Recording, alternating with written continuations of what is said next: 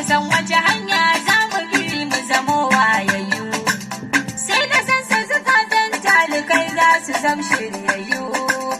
Inda duk aka bar shi a hallaka wannan ne tsarin duniya. Yan uwa mu kullum shawarar mu a kama ma'aiki. A riƙe shirko na kulafuci daga zuci da baki. Mimar ƙaunar ajali mu bi shi muna ba doki. Zuciyar mu ta so dukkan abin. Su suke sawa ka ji kafuwa na da wani iyawa. Su suke sawa ka ga kanka bayan kana da gazawa.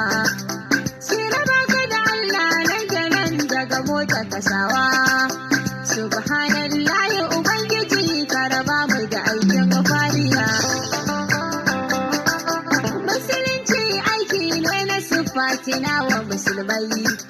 Ba wai lakabin suna bane ko yawaita kalamai. Sai ka siffantu da ayyukan rayuwar ma'asumai. Ka ba Allah zan zarbi da annabi karka ji motsin duniya. Ba ka taba kaiwa mumini sai ka rasa kanka. Ka shafe kanka kamar da annaba alkiblarka. Rayinka kamar shi na shugaba shi ne zaɓinka. Duk yadda ake so ai da alfadi gamu manzan Allah na dade cikin wani hali. Taimaka ka musa kirana kun habin da ba da ba.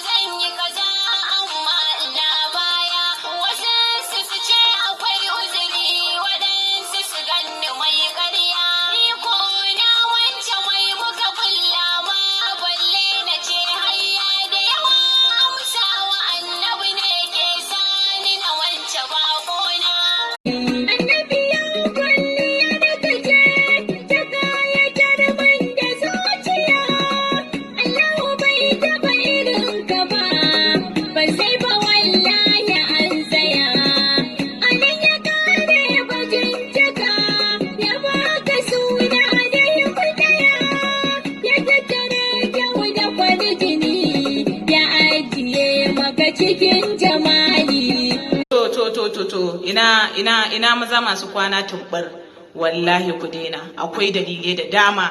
To za mu muku bayani a next wakan mu da zami mai gwangwamin madara daya, gwangwamin madara biyu, baby ɗe cizo kariyarka.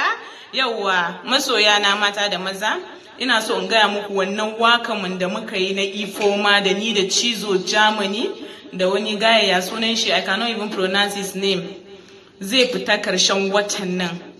Yawwa ga mai bukata zai iya tura naira 1000 shi a karshen watan nan, za mu turo mishi da link din ya sha kallo. Na san ina da masoya masu biyan 100,000, masu biyan 10,000, masu biyan 20,000. To dan Allah, you guys should come and support us. Kuma kada ku manta ku bi dadi na Cizo Germany. So I love each and every one of you. Bye.